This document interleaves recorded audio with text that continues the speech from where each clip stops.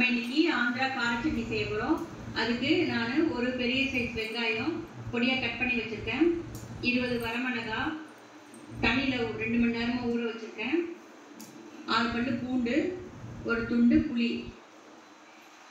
இப்போது இந்த மிளகாவை நம்ம தண்ணி எடுத்துட்டு மிக்சி ஜாரில் போட்டு அரைச்சிக்கிறோம்.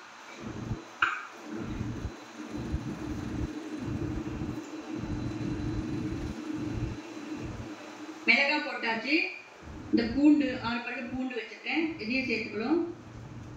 புளி கொஞ்சம், இதையும் சேர்த்துக்கிறோம். இப்போ இதை நம்ம மைய பேஸ்ட்டாக அரைச்சிக்கிறோம்.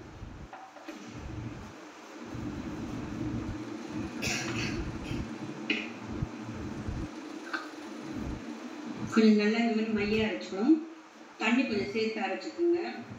இப்போ சட்னி தாளிச்சுக்கலாம் வாங்க. பாத்திரம் சூடாயிடுச்சு. நான் 4 கரண்டி எண்ணெய் சேர்த்துக்கிறேன்.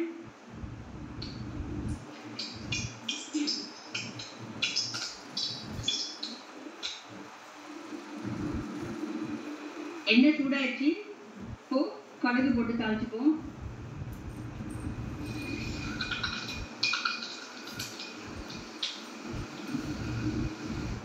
கருவேப்பிலை,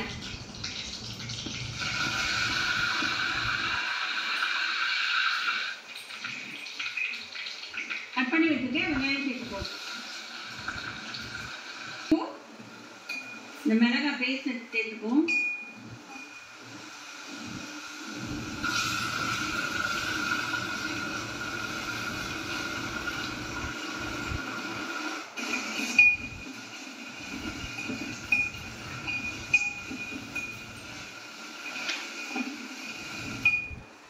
நான் லைட்டாக தண்ணி ஊற்றி இந்த ஜாரில் இருக்கிறத அலசி ஊற்றிக்கிறேன்.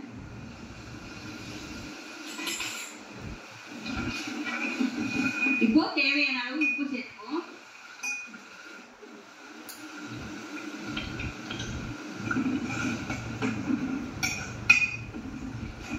இந்த கார சட்னி நல்லா காரமாக இருக்கும். இட்லி, தோசை, சப்பாத்திக்கெலாம் நல்லா இருக்கும். சாப்பாட்டோட கூட பிசைஞ்சு சாப்பிட்டுக்கலாம், நல்லா இருக்கும். இப்போ கொதி வந்துடுச்சு. நம்ம இப்போ அடுப்பை சிம்மில் வச்சுட்டு இதை மூடி வச்சிருவோம். ஒரு 5 நிமிஷம் அப்படியே கொதிக்கட்டும். 5 மினிட்ஸ் ஆயிடுச்சு.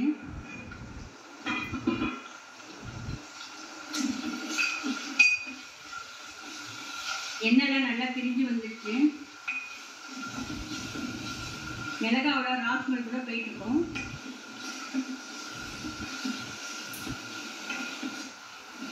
அவ்வளோதான், ரெடி ஆயிடுச்சு நம்ம சட்னி. ஸ்டவ் ஆஃப் பண்ணிடுவோம். சுவையான கார சட்னி தயார்.